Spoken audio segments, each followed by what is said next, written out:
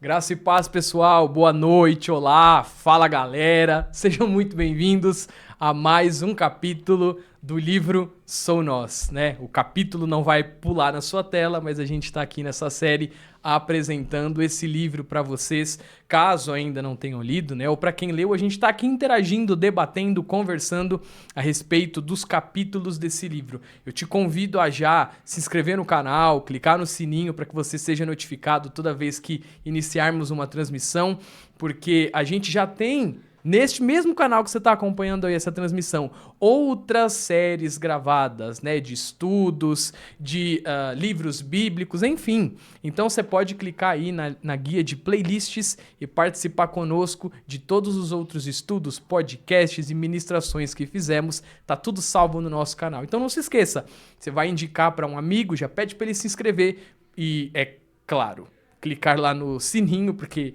ele vai notificar quando estivermos online ou quando tiver algum vídeo novo, um Reels novo, enfim. Então, o que a gente faz aqui é propagar a palavra de Deus. Nós estamos já caminhando para o final dessa série. Espero que vocês façam aí nas suas casas que pena. Mas nós estamos caminhando para o fim dela. Acho que tem mais 2 capítulos, se não me falha a memória. De qualquer forma, ainda dá tempo de revisitar, como eu falei, os anteriores e de vocês participarem conosco essa noite. A interação de vocês é muito importante. Quando a gente fala de interação, é vocês conversarem entre vocês mesmos aí no chat, falarem a respeito do que estamos falando, confirmarem o que estamos dizendo e relatarem as próprias experiências.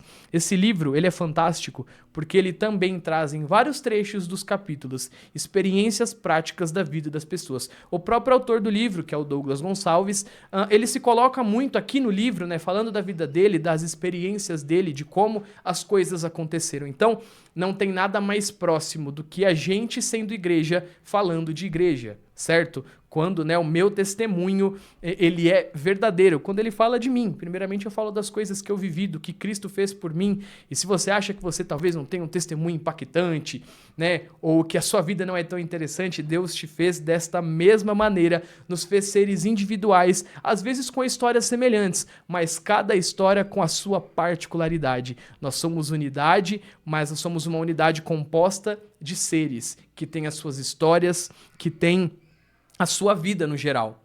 E o capítulo de hoje, ele vai tratar um pouco sobre isso. E se todos fossem iguais a você? Responda essa pergunta aí pra mim. Você gostaria que todos fossem iguais a você? Como você se sentiria com isso? Talvez, acho que a primeira resposta de algumas pessoas seja não, Deus me livre. Ou até um simples não, nada a ver, né? Não gostaria de outras pessoas iguais a mim. Só que, no geral, na maioria das vezes, quando algumas pessoas ainda negam, e muitos talvez vão negar, né, nesse primeiro momento, nessa primeira pergunta, você fala, não, isso aí não tem nada a ver, não gostaria não. Só que a gente acaba imprimindo um pouco da gente nos outros. E muitas vezes a gente acaba fazendo essa impressão de maneira forçada, de maneira obrigatória. E não foi pra isso que Cristo nos chamou, é sobre isso que esse capítulo vai falar. Bom, eu não sei se vocês conhecem, né? Aliás, hoje com certeza vocês pelo menos já ouviram falar sobre os coaches, né? Os coaches da moda. A gente tem 1.497.398 exemplos de coaches aí pelo mundo, pelo Brasil, no YouTube e nas redes sociais no geral. E é claro que o termo coach hoje ele foi, né, muito banalizado. Quando era falado antes, tinha talvez uma outra proposta e talvez eles até em algum momento, no princípio possivelmente do surgimento, ajudaram alguém, por que não? Mas no começo ali, quando eles faziam algumas reuniões, muitos deles abordavam ali o tema sobre auxiliar as pessoas. Eles ofereciam exercícios para que você conversasse com as pessoas sobre a vida dela, para que ela contasse os desejos dela, os sonhos dela, você ouvisse e pudesse auxiliá-la. Só que o único conselho que eles davam em algumas dessas palestras era o seguinte, você não pode dar sugestões que você acha que a pessoa tenha que fazer. Então, se a pessoa está te contando sobre uma vontade, um desejo, um sonho que ela tem, você tem que fazer perguntas que a estimulem a buscar isso, mas você não pode se intrometer a nível, né, de colocar a sua opinião, a sua imposição que você acha na vida dela. Vocês podem fazer esse exercício? Então foi proposto ali para um grupo de pessoas que estavam com esse coach e as pessoas falaram, beleza, vamos fazer esse exercício. E aí se juntaram em duplas e começaram a conversar, né, cada um falando das suas experiências, da vida um do outro. E aí quando terminou o exercício, o palestrante percebeu que as pessoas estavam frustradas no auditório. E aí, né, ele quis saber o porquê e as pessoas perguntaram para ele, né? Por que é tão difícil deixar de dar palpite, né? Por que é tão difícil a gente não falar o que a gente quer que a pessoa faça? Porque quando a pessoa tá falando com a gente, eu não sei como é que vocês são, mas vamos fazer uma autoanálise. Às vezes as pessoas estão falando conosco e a gente sempre tem meio que a solução do que ela deve fazer. E veja, eu nem estou dizendo aqui que estamos sendo maldosos, que a gente quer o mal da pessoa, nem nada do gênero. Mas perceba como a gente sempre quer guiar a vida das pessoas, a gente sempre sabe como resolver o problema do próximo, mas dificilmente a gente sabe resolver o próprio problema. Então, aqui vai mais do que a questão da pessoa que só quer ajudar. É aquilo que nós estávamos falando aqui, né? Sobre olhar para o próximo. E aí, às vezes, eu olho e eu sei resolver a vida do próximo e eu sei falar tudo. Aí, sabe o que aquele coach falou quando as pessoas começaram a relatar isso? Não, eu não conseguia. Eu sempre colocava a minha opinião. Eu sempre falava durante esse exercício. Ele falou, olha, a resposta na verdade, nós somos extremamente arrogantes. A gente sempre acha que a ideia da nossa cabeça é melhor que a ideia da cabeça do outro. Então, o que eu sei, o que eu faço é melhor do que o que vocês fazem. Porque eu gravo, porque nós estamos nessa transmissão, eu sou melhor do que vocês que não fazem. E eu não estou dizendo nem que esse é meu exemplo, eu estou dizendo que é o que acontece. A gente precisa se colocar cada um no seu exemplo. Porque às vezes, meus amigos, isso é velado. Às vezes não é explícito, às vezes, né, vou falar de mim, né, vou me usar como exemplo, porque se eu achasse isso, dificilmente eu falaria abertamente, mas as pessoas se comportam como se fossem melhores. E elas querem cobrar dos outros, falar a respeito dos outros. Se eu faço, você tem que fazer. Por que você não faz? Ou faça assim, ou faça dessa forma. Não é verdade? Acontece muito no nosso ambiente profissional, no nosso ambiente acadêmico, para quem ainda estuda, na nossa família, por que não? Principalmente na nossa família de Cristo. Com certeza acontece. E aí, é aquilo que eu disse, a gente sempre acha que tem a solução para o problema do outro. Mas eu quero lembrar a vocês uma musiquinha clássica que a nossa pastora e nós muitas vezes cantarolamos aqui durante o culto, ou relembramos sempre. Eu preciso de você, você que tá aí do seu jeito precisa de mim e nós é que precisamos de Cristo. Até o fim, tem sempre o complemento. Então, não importa como, e mesmo que as suas ideias sejam diferentes das minhas, e de fato sempre são, dificilmente a gente vai concordar em tudo, mas eu preciso de vocês da maneira com que vocês são. E eu não preciso imprimir a minha certeza de coisas desse mundo, de opiniões na vida de vocês. A gente tem que ter uma certeza em comum, que isso aqui é uma família. E a gente precisa se unir em prol disso. Bom, mas o problema, ele não tá literalmente a gente ser diferente dos outros, mas a gente ser arrogante e se julgar superior aos outros. Ninguém é melhor do que ninguém. Só um foi bom, só um foi santo. Nós estamos buscando algo, buscando, né, um lugar, galgando alguma coisa. Mas ninguém é melhor do que ninguém, ninguém sabe mais do que ninguém. Talvez em conhecimento técnico, de fato, né? O nosso diretor ele tem um conhecimento absurdo sobre algo que eu não domino, né? Eu às vezes olho assim e falo, não, isso aí tá bom. Ele fala, ó, mas e se eu fizer isso aqui? Ele melhora o que eu achei que tava bom. E isso acontece realmente. Só que o nosso diretor, as pessoas da nossa equipe, sempre foram humildes o suficiente em falar, não, isso dá pra ser diferente, não, a sua ideia é boa, vamos fazer assim, vamos testar assim. As pessoas no nosso mundo, no cotidiano no geral, nem sempre estão preparadas para isso. A opinião delas é o que importa e a nossa opinião não importa. Nós não sabemos o que estamos falando, elas sabem o que estão falando. E é tão ruim se sentir assim, não é? No seu trabalho, como eu falei, ambiente de estudo, até na nossa família. Você ser maltratado, ou você ser deixado de lado, ou as pessoas fazerem piada de nós, não é verdade? Só que, às vezes, a gente está fazendo assim dentro do corpo da igreja. As pessoas que às vezes têm, né? Eu vou abrir, né, aqui, ó, a minha concessão, cargos dentro da igreja.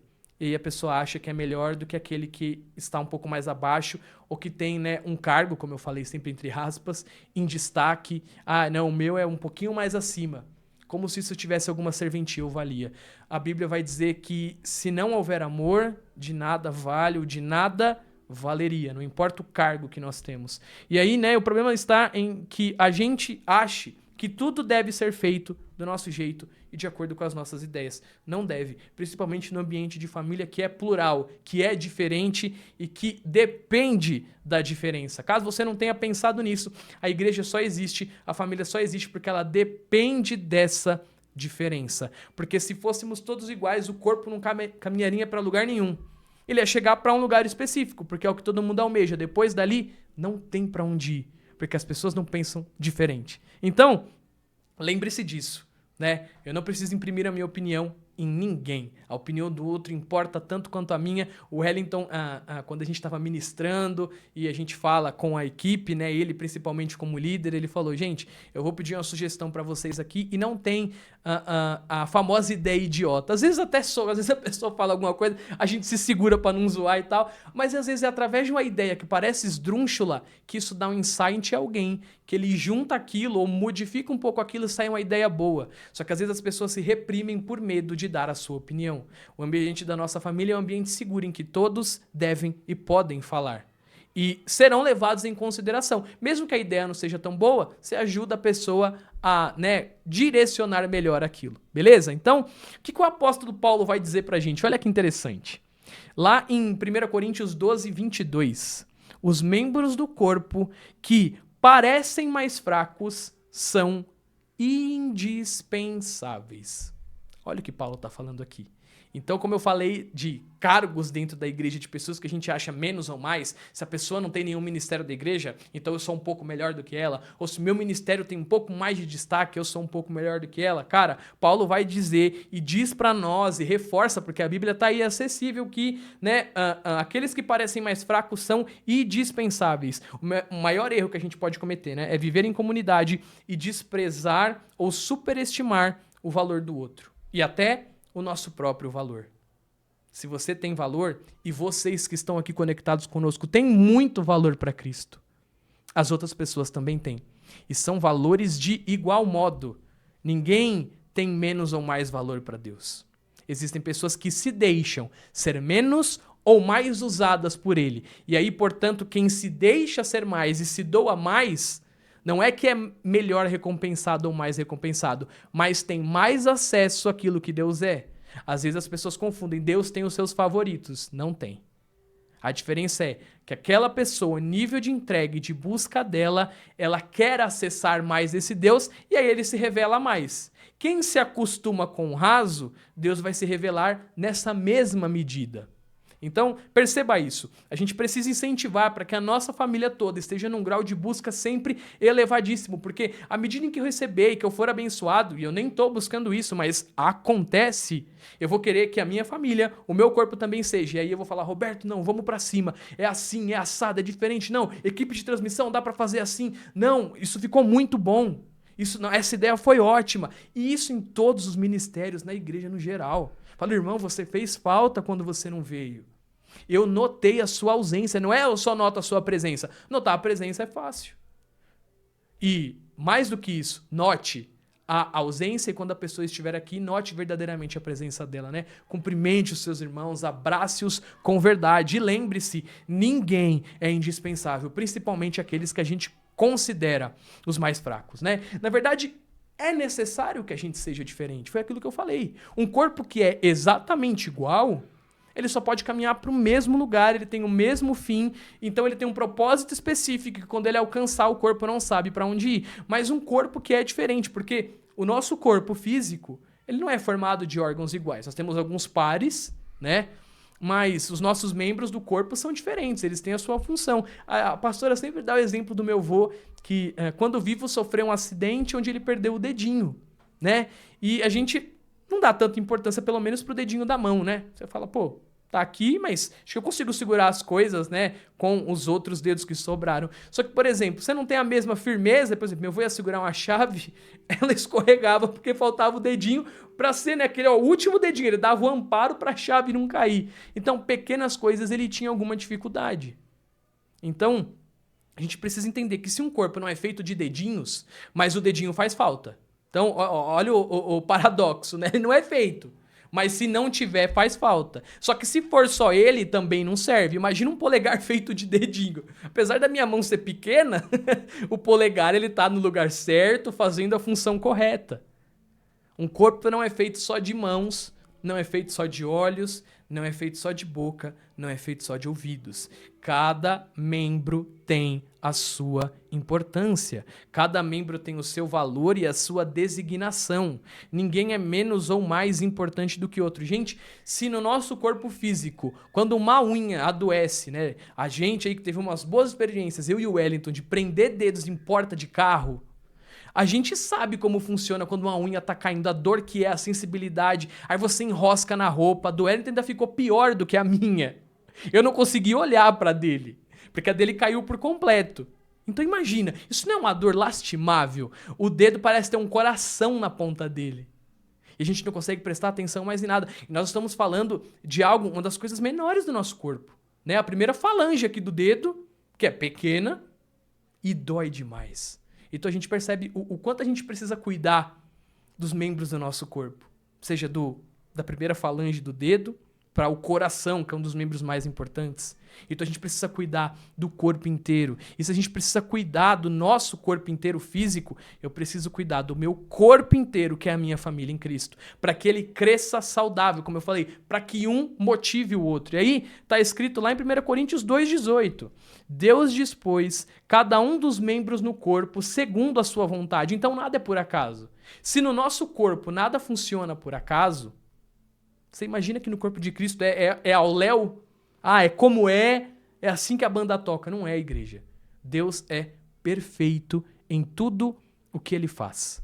Não há erro nos planos e nas designações do nosso Deus. Portanto, se não há erro, você não foi feito por acaso. Essa transmissão não está acontecendo por acaso. A equipe de transmissão não foi formada por acaso. Cada membro foi escolhido a dedo, com as suas diferenças, às vezes com as suas desavenças, às vezes com as suas brincadeiras, enfim, tudo o que nós fazemos faz parte de algo que Deus já sabia que ia acontecer. E só acontece porque nós somos pessoas diferentes. Só acontece porque somos corpo e somos como uma mão. Eu sou um menorzinho, às vezes eu sou um menorzinho mais gordinho ao mesmo tempo. E a gente vai dividindo. Renan é o maior, o Wellington ali tá no meio, ele e o Renan disputam. Tem gente que tem os dedinhos, né? Principalmente do pé, mais desiguais.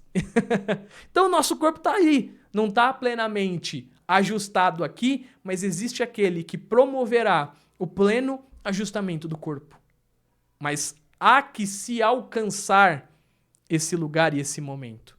Para que o corpo chegue lá, ele precisa entender que eu preciso conviver com as diferenças. A diferença às vezes dói, às vezes machuca, contradiz o que queremos, mas ela é extremamente necessária. Lembre-se disso, em 1 Coríntios 12:18, Deus dispôs cada um dos seus membros no corpo segundo a sua vontade. Ou seja, Deus não fez cada um de nós como o acaso, né, e tal. Ele está dizendo aqui, ó, e por isso é tão importante que haja empenho da nossa parte em sempre sermos o que ele desejou que fôssemos para quando nos criou. Então, às vezes, o dedinho tá olhando pro dedão, e pode colocar esse exemplo em qualquer lugar que você queira, tá? Ou você sendo o dedinho ou o dedão.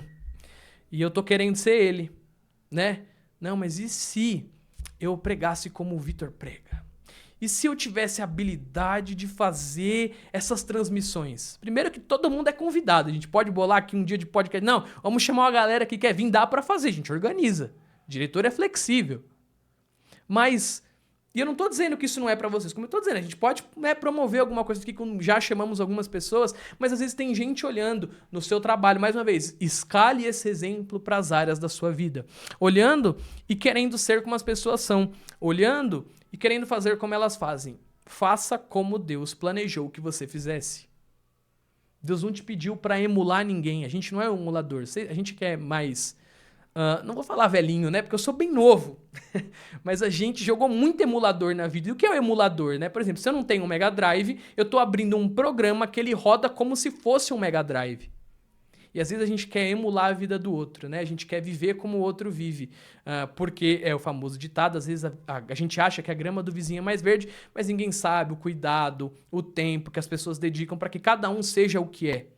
Igreja, dá muito mais trabalho eu tentar viver a vida de alguém, ser como alguém, do que eu viver a minha própria vida. Dá muito mais trabalho. Porque talvez eu tenha que conviver com mentiras, talvez eu tenha que sustentar mentiras, talvez eu tenha que viver algo que eu não sou. De fato, eu viverei algo que eu não sou. Ao invés de estar vivendo a plena realidade que Cristo nos chamou para viver. Talvez você não considere justo ou não aceite tanto a sua realidade. E nós pedimos clamar, podemos, né? E podemos pedir e clamar pela misericórdia de Deus para que mude algumas coisas em nossas vidas. Mas Deus nos fez de propósito. Nada em nossas vidas é por acaso. Igreja, eu nasci com um problema chamado hidrocefalia. Se você me perguntar, Vitor, você gostaria de ter nascido com esse problema? Acho que a primeira resposta para mim seria não. Obviamente não. Toda criança quer nascer saudável. Imagino eu que dentro dela, em algum lugar, exista esse sentido. Certo? Mas hoje isso é algum motivo que me fere, que me impede, que me faz questionar a Deus? Não, as coisas acontecem exatamente como tem que acontecer. Se a minha doença, se o meu problema ajudou, por exemplo, a edificar a vida da minha mãe, a trazê-la para Cristo, a afirmar a fé da minha mãe, de alguém da minha família, se isso te ajuda, se isso te inspira, se isso te motiva, já vale a pena. Já vale a pena. Eu comentava com a pastora hoje sobre uma ministração que eu vi de uma pastora. Eu acho que é pastora, desculpa, eu não lembro o nome dela, foi num podcast, e ela dizia, aqui nessa terra a gente passa por dores e aflições, correto? Correto, todos passamos. Só que há uma promessa que quando Cristo descer e formos morar com Ele, e houver toda essa interação que nós também buscamos, estivermos em família, adorando ao Cordeiro, adorando ao Santo, que é o lugar que nós almejamos, lá vai ter choro? Não. Lá vai ter tristeza? Não. Lá vai ter algum problema que a gente deva se preocupar? Não. Ali é o lugar perfeito de adoração. Então ali cessaram os problemas, decepções e dores. Então, quando a gente fala de oferecer um perfume a Deus, o perfume da tristeza, quando eu estou triste, da decepção, quando nos sentimos decepcionados, da amargura, quando o mundo nos fere, esse perfume só pode ser entregue nessa era e nessa época. Esse perfume de adoração, ele só é gerado agora, enquanto estamos vivos, enquanto somos família. Pode parecer penoso, continua doendo e é doloroso, mas igreja, esse é um perfume especial. Esse é o perfume que dá e só pode ser gerado na nossa época e enquanto estamos vivos, porque quando ele vier, todo choro cessará, toda dor acabará. E aí será um outro nível de perfume e adoração que nós entregaremos. Então, quando você estiver cansado, quando você se lembrar disso, né, de membros diferentes, de membros que nos irritam, de pessoas que a gente tem que suportar, lembre-se disso. O perfume que a gente exala agora, vou ter que aguentar esse irmãozinho chato, né, nossa, hoje eu tô tão cansado, eu vou ter que ir pra igreja. Esse perfume, ele só é entregue agora. Depois é outra qualidade, é outra coisa. Então, vamos aproveitar essa entrega? Mais uma vez, não é fácil, mas é possível. E se vocês estão aí conectados conosco, eu sei que vocês querem, tanto quanto eu, também entregar essa qualidade de perfume. E sabe quem quis também entregar suas qualidades de perfume? Vocês lembram da história? Marta e Maria? Com certeza lembram. Né? Jesus chega ali para visitá-las, enquanto Marta está muito ocupada nos afazeres de casa. Maria para tudo e vai ali ficar aos pés do Senhor. E aí, né, é errado o que Marta estava fazendo? Não. É errado o que Maria estava fazendo? Também não. Mas olha isso aqui comigo, olha essa parte do livro. A gente sempre lê alguma coisinha para vocês lembrarem. Se liga aqui comigo. Olha lá. Então, ela estava, né, esse incômodo de Marta chegou a tal ponto que, de alguma forma, ela soou até arrogante. Ela questionou a Jesus quanto à atitude de Maria. Naquele momento, era como se ela dissesse, olha Maria aí, tinha que ser como eu, cuidar do serviço da casa, da comida, para receber bem os nossos hóspedes. Eu estou certa e ela errada. O Senhor não vai fazer nada, Jesus. Marta estava quase falando isso, ou nas entrelinhas, ela falou isso. E aí a resposta de Jesus, né, serve para mostrar que, às vezes, o excesso de zelo, mesmo quando algo bom e importante E de fato era bom e importante. Isso pode se tornar o quê? Um defeito. A ponto de quê? A ponto de nos sobrecarregar. As virtudes que possuímos, por melhores que sejam, não devem nos tornar arrogantes e julgadores. Como eu falei, era errado Marta querer o melhor para Jesus ali no ambiente que estavam, comida, hospedagem? Claramente não. Mas isso tomou um lugar tão forte no coração dela que a impediu de adorar. Igreja, se nos impede de adorar, tem alguma coisa errada. A gente precisa tomar cuidado. Se nos impede de buscar ao Senhor, eu preciso olhar com mais cuidado para essa área da nossa vida, seja o que ela for. A área de Marta era essa. Né? Esse zelo excessivo. Zelo é importante, mas tudo em excesso acaba dando ruim. Então, lembre-se da história de Marta e Maria. Então, aqui a gente precisa entender que existem vários tipos de personalidade. Inclusive, existe um livro chamado Uma Jornada de Autodescoberta, de Ian Morgan Cron, né, um autor, e junto com a Suzanne Stabile ou Stabile, tá? Esse livro é do Mundo Cristão, publicado ali em 2018. Então, Uma Jornada de Autodescoberta. Neste livro, ele vai dividir 9 tipos de personalidades em 3 grandes grupos, beleza? 9 tipos em 3 grandes grupos. A minha matemática é horrível, mas tem 3, né, por grupo, tô certo? 3, 6, 9, a matemática está em dia. Beleza? Então, nós temos 3 grupos e eu quero falar um pouquinho desses grupos com vocês essa noite. Vocês vão entender porque que a gente está falando de personalidade. Então, vamos lá. O primeiro grupo é o grupo do coração. Você já deve ir imaginando o que representa cada grupo, mas eu falo posteriormente. Então, grupo do coração. O segundo grupo, grupo da cabeça. E o terceiro grupo é o grupo da ação. Beleza? Chegou aí comigo. Então, vamos lá. Assim, o grupo da ação interpreta a vida e suas circunstâncias de modo visceral. O grupo do coração, de modo emocional. E o grupo da cabeça, de maneira racional. Então, vamos lá de novo? Assim, o grupo da ação interpreta a vida e suas circunstâncias de modo visceral. É a vida como é, eu tô vivendo isso aqui. O grupo do coração, de modo emocional. Pessoas mais emotivas, temos muitas. E o grupo da cabeça são aqueles mais racionais, né? Então, eu penso muito antes de fazer. Então, como é que funciona a dinâmica desse grupo? Perguntas principais que cada pessoa dentro de cada um desses grupos geralmente se faz primeiro. O grupo visceral se debate com a seguinte pergunta quando acontece alguma situação.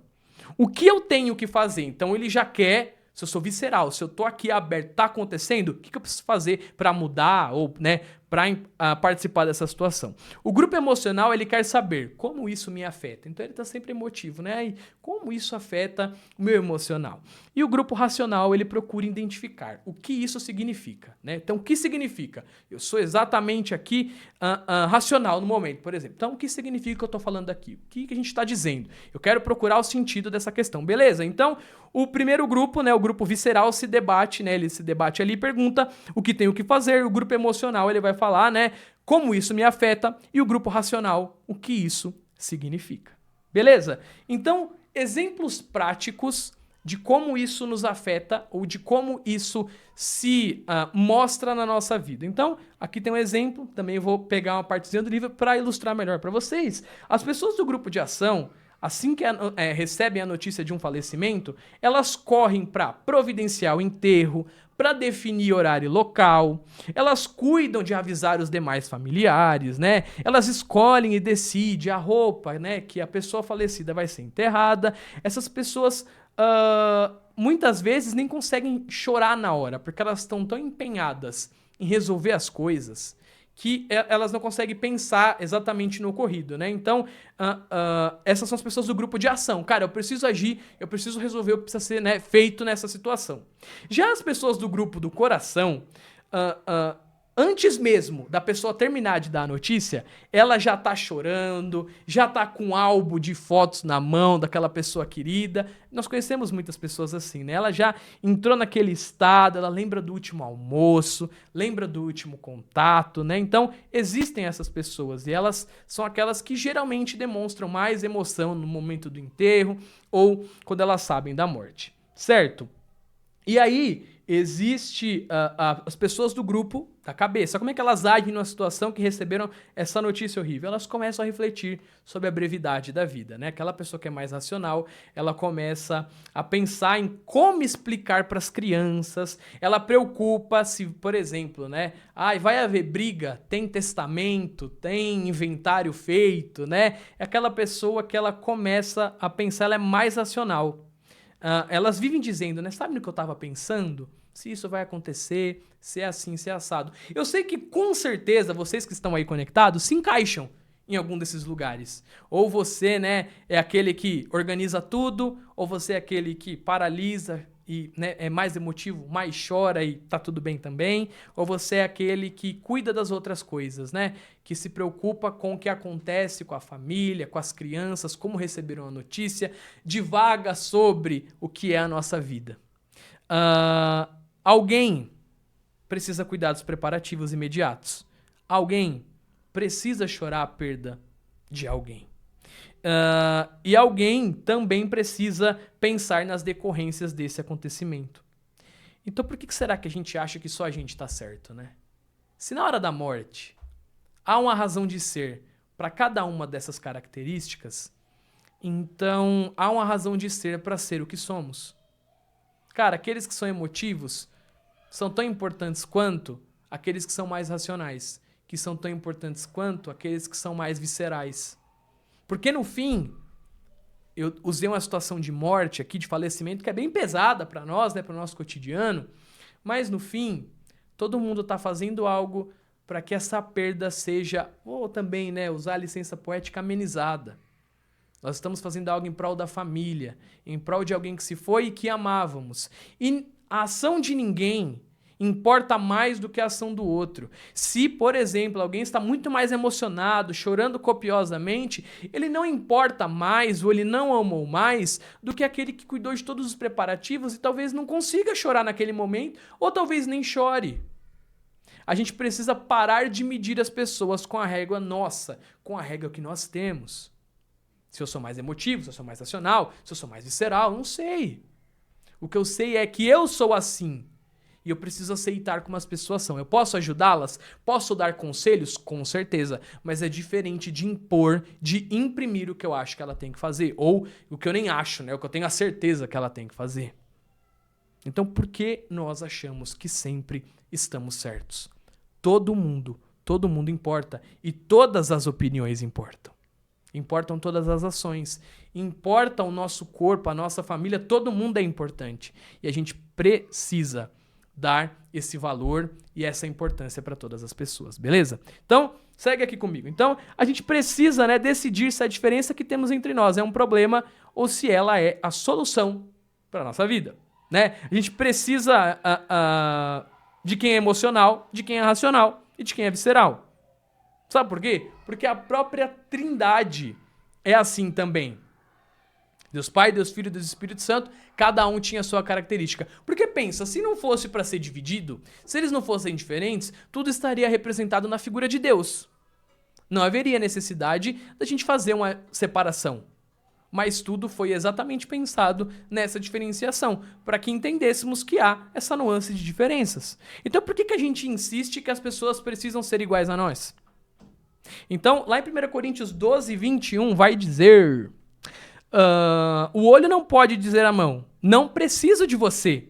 Nem a cabeça pode dizer aos pés, não preciso de vocês. Em geral, as pessoas criativas, esse exemplo me pega muito porque eu lembro muito da Viviane. Olha aqui comigo, né? Em geral, as pessoas criativas não são muito organizadas. E por outro lado, as pessoas muito organizadas não são muito criativas. A Viviane até é bastante criativa, mas ela é o extremo da organização. Eu, ao contrário, eu tenho alguns nuances de criatividade, mas eu sou zero organizado. Para quem me conhece, né, eu me formei sem usar caderno e eu não estou dizendo que eu tenho uma memória assim de elefante. Apesar do tamanho avantajado, eu não tenho uma memória de elefante. Ela funciona relativamente bem, mas eu não costumo anotar as coisas e isso constantemente me é um problema. Graças a Deus, nós temos a Viviane aqui, principalmente, né, ela que está ali comigo, com a Patrícia, o Gustavo, a Gisele no Ministério dos Adolescentes. Então ela é, né, assim, top primordial, porque a agenda é com a Viviane. Mas isso, né, me fala muito porque... então quer dizer que se porque eu sou criativa eu não preciso da Viviane? Muitíssimo pelo contrário. E a Viviane, que, né, tem já a sua facilidade de lidar com os adolescentes, ela não precisa de mim porque ela já tem tudo anotadinho? Não. Muito pelo contrário. Eu preciso da Viviane, assim como ela precisa de mim, pra gente continuar esse ministério. E assim como eu dependo de todos vocês e de todos os professores que nos auxiliam. Ninguém é menos ou mais importante, as características é que são diferentes. Talvez exista alguém muito criativo e muito organizado, mas isso com certeza vai trazer algum ônus. Nada é desacompanhado do ônus. Com certeza acontece. E o melhor disso tudo é que se a gente está falando de família, olha, eu não sei se vocês já tinham parado para pensar nisso. Se uma pessoa só embutisse nela todas as características necessárias para cobrir todos os ministérios, por que a igreja precisaria de membros? Porque com 5 pessoas, você já fez tudo que precisava. Então a mesma pessoa toca, prega, dá aula. Às vezes aqui acontece isso, não que não aconteça, mas nós temos mais pessoas que fazem isso e é possível dividir de alguma forma.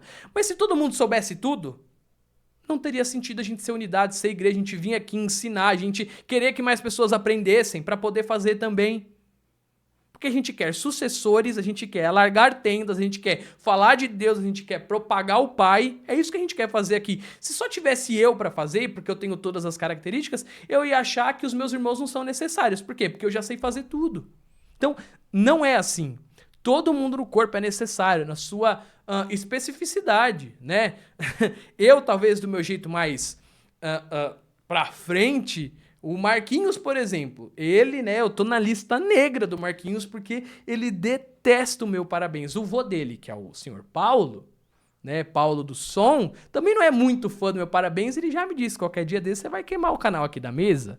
O diretor também, hoje ele ainda deixa um pouco eu fazer as minhas extravagâncias. O Renan é meu amigo, ele aumenta o microfone, ele não tá nem aí. Mas assim, veja, a gente tá brincando aqui, né, de algo que acontece aqui na nossa igreja. Mas de fato, o Marquinhos, ele é o oposto de mim quando a questão é parabéns. Pra ele seria um parabéns muito discreto, né, cantado ali no uníssono, sem arruaça. Pra mim tem que ser o melhor parabéns. Gente, eu tô celebrando a vida de vocês. Porque eu não tenho motivo pra gritar ali, o parabéns é meu, o presente é meu.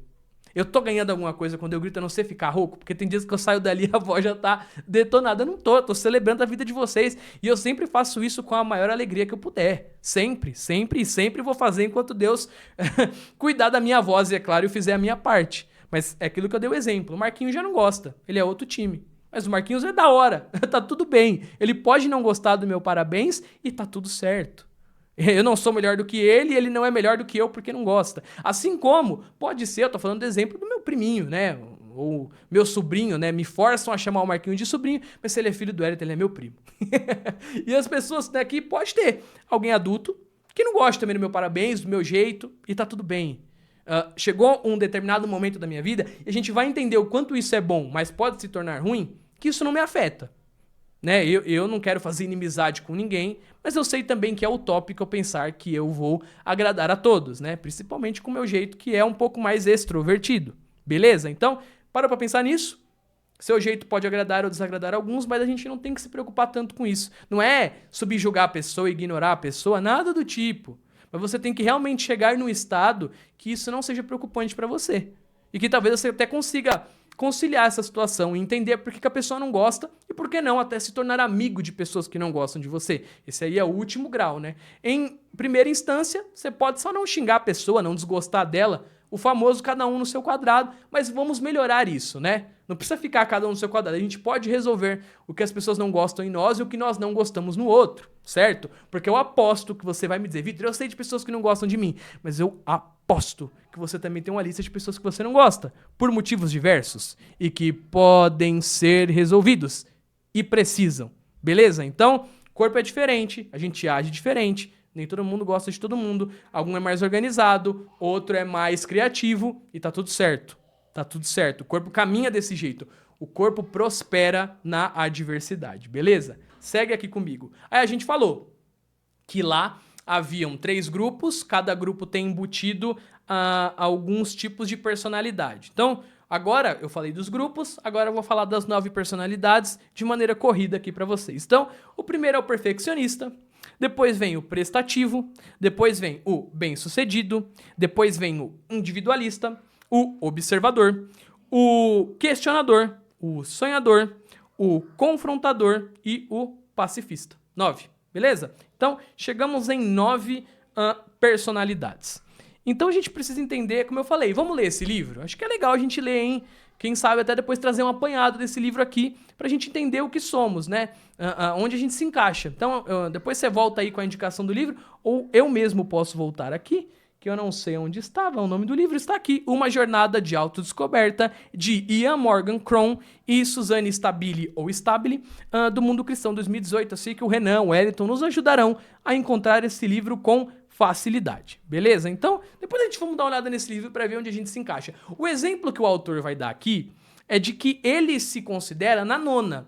Ele se encontrou na personalidade de pacifista. Então, o que é o pacifista? O pacifista é aquele legalize, tá? Então, o relato dele aqui, né? O pacifista, de modo geral, tem até preguiça de conversas difíceis, não gosta de se indispor com ninguém e muitas vezes assume uma atitude de tanto faz, apenas para evitar o confronto. Esse defeito, né, pode fazer com que os pacifistas se mostrem apáticos e indecisos em muitas ocasiões. Então, quando alguém me manda, né, mensagem dizendo, olha, eu preciso conversar com você, eu já sou tomado por um certo desânimo. Isso é o pastor Douglas Gonçalves dando o seu exemplo. Como eu falei aqui, ele se encaixou na personalidade pacifista. Ele falou, olha, isso é bom porque eu não arrumo briga com ninguém, eu sou sempre mediador, amável, eu desço, né? Ele falou, né? Quando eu termino a minha ministração, eu desço, quero conversar com todo mundo da igreja, me disponho a isso, apesar de ser bem difícil, porque eu tô cansado. Só que em dados momentos, essa personalidade de pacifista, ela se confronta com aquilo que eu falei, com o ônus dela. Toda personalidade carrega um ônus. A parte positiva, o bônus. A parte negativa, o ônus. Qual é o ônus? Olha isso, ele falou. E eu ainda não vi todas, porque eu não li esse livro, né? Eu pretendo lê-lo. Mas eu também me encaixo um pouco nesse pacifista pelo relato dele aqui. Às vezes eu tenho uma certa preguiça da interação. Eu tenho facilidade? Tenho. Agora, me pergunte se é sempre que eu quero interagir. Se é sempre que eu quero estar com um sorriso no rosto. E não é que eu não tenha motivos para não estar. Às vezes eu só não quero. Às vezes é só preguiça. Às vezes eu só quero existir, né? Você só quer estar ali. Quem não passa isso? Você só quer existir naquele dia. Você só quer estar ali, me deixa aqui, pelo amor de Deus. Não é? Acontece, né? E isso é o ônus. Mas o bônus é que eu sou mediador. Eu não gosto de treta. Duvido que alguém lembre de alguma treta com o meu nome envolvido. Pode ter? Pode até ter, mas é raro, ó. 29 anos, revelei a idade. Eu duvido que você lembre de alguma treta aí com o meu nome envolvido. Deve ter uma, no máximo, né? Parando pra pensar por alto. Então, eu sou pacifista, não gosto de treta, não. O que eu puder resolver na boa, eu quero resolver na boa. Então, isso é um traço dessa característica, mas o problema dela tá aqui. Como eu falei, eu me identifico nisso. Você fica mais apático em algumas coisas e isso é um problemaço. Então, a nossa virtude, porque ser pacifista é uma virtude, pode ser o nosso maior defeito. Então toma cuidado com isso. Vamos falar sobre isso?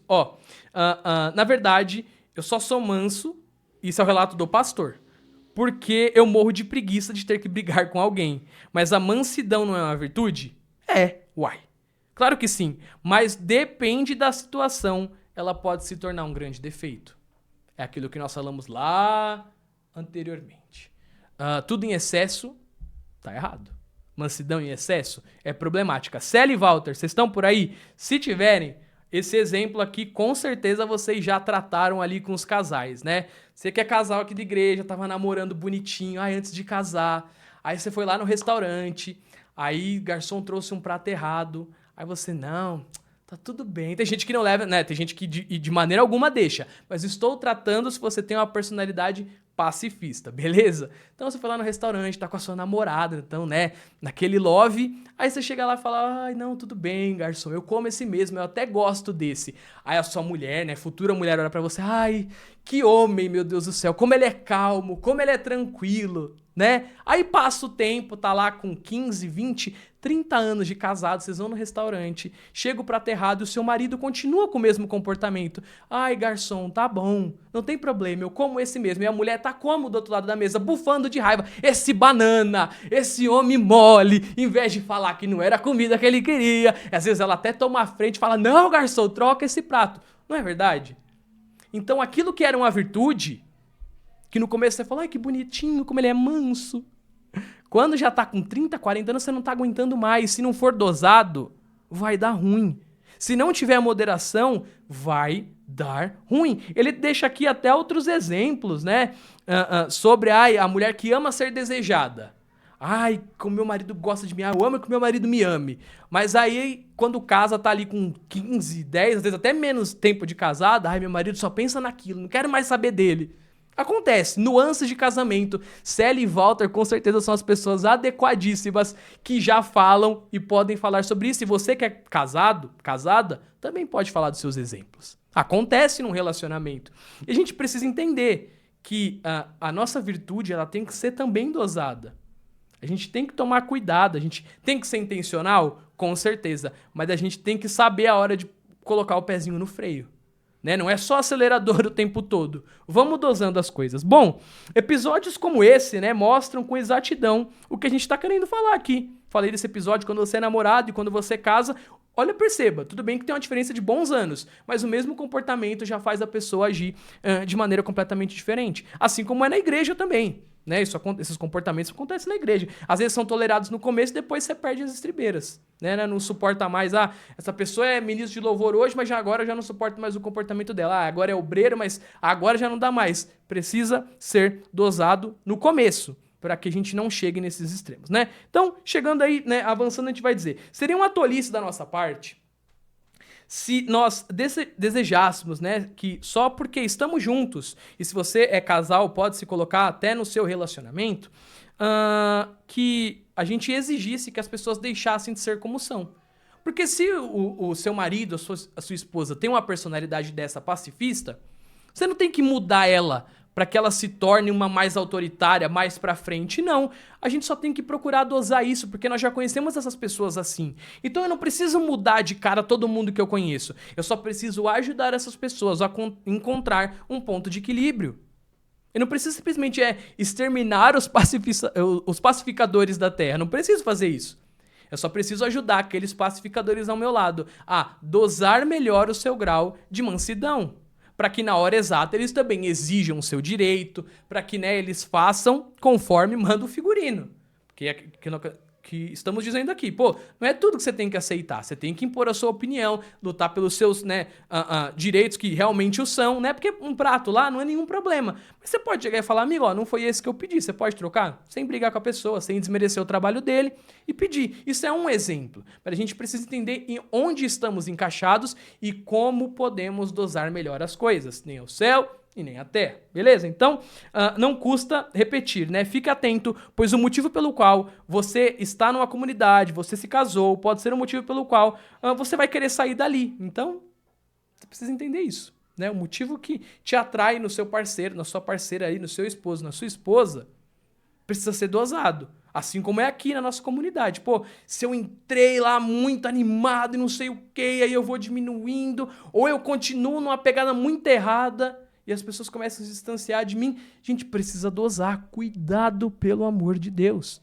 Como eu falei, esse exemplo se aplica muito a casais, mas ele também tem a ver com o corpo de Cristo, porque os casais fazem parte do corpo de Cristo. Então, tome cuidado com isso, beleza? E aí, ainda nessa mentalidade pacifista, se eu viver isolado, a mansidão para mim não é uma virtude, e sim o meu maior defeito.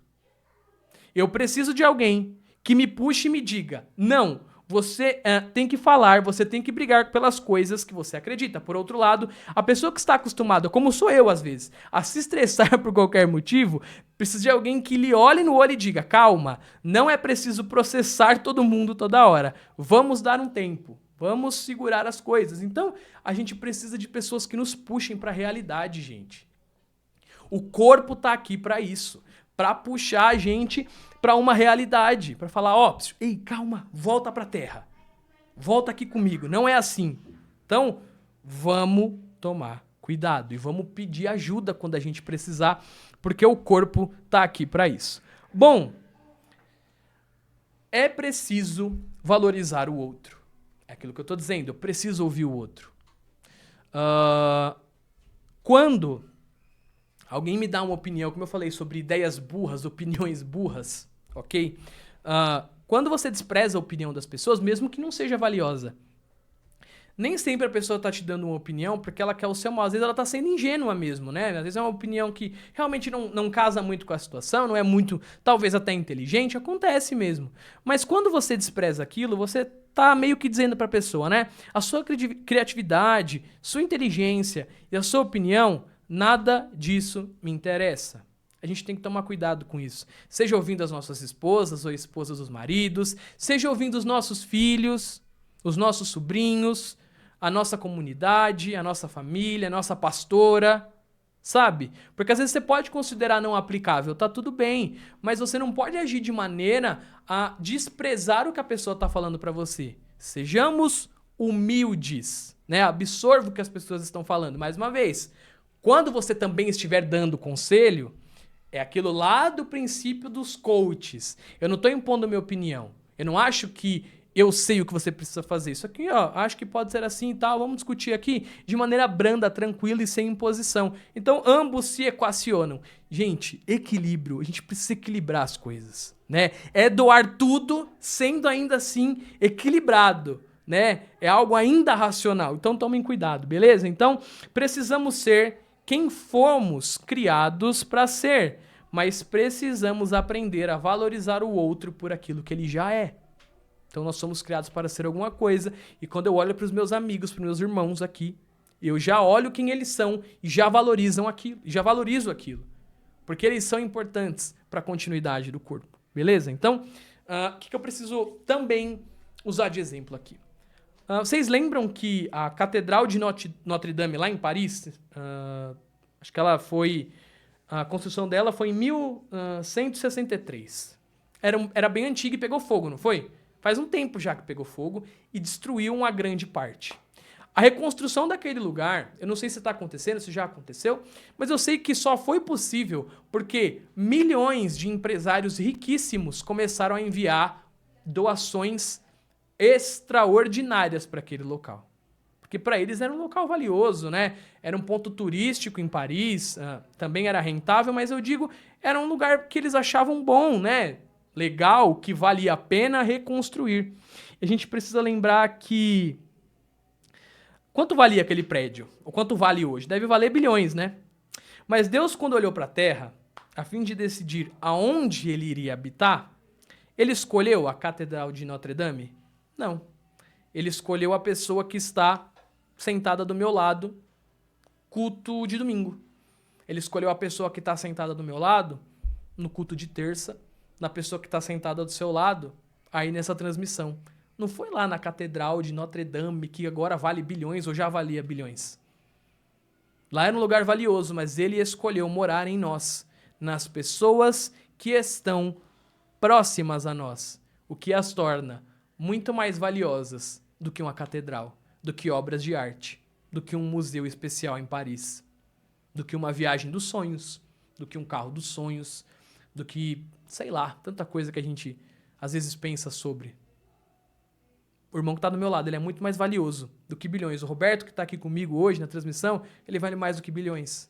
Porque Cristo escolheu morar dentro dele. E eu valorizo isso. Eu valorizo cada um de vocês, que é parte da nossa família, que estão conectados nisso e que estão assistindo. Se você tem dúvida do quão valioso você é, ouve aqui. Ele não escolheu nenhum monumento nesse mundo valioso para se hospedar. Ele não escolheu nada que fosse valor financeiro para que ele habitasse. Ele escolheu pessoas que, através dessa presença, se tornam valiosas. Mas elas são valiosas para aqueles que dão valor. O mundo não vai considerar. Então, se nós não olharmos com olhos de valor, se nós não dermos a devida valorização para essas pessoas, ninguém vai. Então, toda vez que você olhar para o seu irmão, se lembre disso. Cara, Deus escolheu ele para habitar. Ele é valioso, ele é amado, ele é importante, ele é necessário no corpo. para que aconteça. Porque Cristo podia ter feito de outras formas, mas ele escolheu a nossa família, ele escolheu você que está conectado, ele escolheu você que está assistindo isso gravado, não sei que hora você está assistindo, mas ele te escolheu. Porque ele nos tornou valioso, não valíamos nada. Mas é aquilo, foi encontrado um tesouro e depositado dentro de nós. Muitas vezes nós não valorizamos as pessoas que estão ao nosso lado porque somos incapazes de enxergar aquilo que está no coração dela e que foi colocado lá pelo próprio Deus. As nossas diferenças existem entre os vários membros do corpo e essa diferença nos fortalece. Ou deveria fortalecer. Tudo que as pessoas mais querem e tudo que elas mais precisam é de um lugar em que se sintam em uma família, onde a sua subjetividade não vai ser sufocada e que elas sintam que podem ser verdadeiramente quem são. Que isso nos inspire a cada dia. É assim que o autor termina o capítulo 7 desse livro. Que a gente ame as pessoas a esse nível. O que precisa ser mudado, Cristo vai mudar. Ninguém está aqui banalizando o pecado, ninguém está aqui dizendo que está tudo bem o que você faz. Eu não mergulho dos meus pecados, mas eu não tenho vergonha de dizer que sou um pecador e que careço da glória de Deus. Eu não me orgulho de quando eu erro, eu não me orgulho de quando eu sou reincidente, mas eu tenho a sinceridade de dizer, eu sou reincidente, eu sou pecador e eu preciso de uma família que me acolha desse jeito, mas que também me ajude a encontrar o caminho. Nós apontamos o caminho não somos nós. O caminho é Jesus. Ele diz, eu sou o caminho, a verdade e a vida. Chegaremos ao Pai por meio dele, nós apontamos o caminho e seguimos com essas pessoas no caminho, imitando e fazendo, não emulando, mas fazendo, sendo aquilo que Cristo é. Eu não sou só um emulador, um programinha de computador que deram um código, um script, um desenvolvedor foi lá, né, abriu lá o CMD do Windows, sei lá onde ele fez, o prompt de comando, deu lá uns comandos e deu tudo certo. Abriu o Linux e fiz. Não! Não é assim. Nós temos o livre-arbítrio, somos seres pensantes e por sermos pensantes, escolhemos servir a esse Deus e escolhemos a gente não quer uma igreja igual a gente. A gente quer seres diferentes, individuais, mas que se juntam na mesma família, que tem a mesma intenção. Pode ser todo mundo diferente, mas se tiver todo mundo unido na mesma intenção, a gente vai muito longe. E a comunidade cristã Boas Novas, e não tem a ver com placa, eu falo da nossa família, ela vai se estender por outros lugares, levando e falando do nome de Deus. E aí essa mensagem chega em outras comunidades, chega em outras famílias, e elas vão propagando o nome de Deus. Gente, é isso. É sobre isso que estamos falando aqui, sobre unidade, sobre eu não querer que você pareça comigo. Se você olha, tudo bem, eu posso te inspirar, tá tudo bem, mas não queira se parecer comigo. Seja você e pode usar alguma coisa que você acha bom em mim e fazer o que você precisa fazer, do seu jeito, sendo quem você é. O Vitor é o Vitor, a comunidade Cristã Boas Novas é a comunidade Cristã Boas Novas e todo mundo diferente, é todo mundo junto e é todo mundo família e aí sim nos tornamos todo mundo corpo. Foi um prazer estar aqui com vocês, foi maravilhoso lembrar desse capítulo, relembrar desse capítulo. Espero que vocês estejam lendo o livro com a gente. Se não estão, dá tempo ainda, tem alguns capítulos a ler. Então leiam. Leiam lá os últimos 2 já, ou se quiserem ler ali na semana para estar mais perto quando vierem os próximos podcasters, né? Quer dizer, o último talvez tenha alguma surpresa, mas eu sei que o próximo talvez seja minha mãe, eu acho que é mais ou menos essa ordem, a Dona Andaluz. Então, temos mais alguns poucos, dá tempo de você ler, interagir com a gente. Sabe por que é legal você ler um pouco antes? Porque aí você pode interagir, comentar, dar a sua visão. Vitor, eu entendi diferente. Sua visão é legal, sua visão eu concordo ou discordo. Tá tudo bem discordar da gente? Pode deixar sua opinião aí no chat. A gente vai comentando, um agrega pro outro. Beleza? Foi um prazer estar aqui com vocês. Eu faço uma breve oração para que a gente se despeça. Pai, muito obrigado, porque o Senhor nos criou com as nossas individualidades, porque o Senhor nos fez assim para que pudéssemos cada dia mais avançar e lutar em prol da unidade. Obrigado por cada membro, cada pessoa assistindo essa transmissão, esse podcast, seja gravado, seja ao vivo, ó Deus. Nós só te agradecemos, porque nós devemos muito a Ti, ó Deus, nós devemos a nossa vida a Ti, então trabalharemos para Ti em tudo que pudermos e onde pudermos. Muito obrigado, Pai, que o Senhor possa avivar em nós o propósito da unidade e que sejamos menos críticos, ó Deus, e que possamos entender que todos somos necessários e todos somos amados por Ti, portanto queremos amar a todos. Então nos ensine todos os dias, é o que eu oro e te agradeço. Em nome de Jesus, Amém. Galera, foi um prazer de verdade estar aqui com vocês. Vocês são importantes pra mim, pra essa família, pra Deus. E eu amo estar aqui. Espero que vocês também. Então, nos vemos no próximo. Deus abençoe.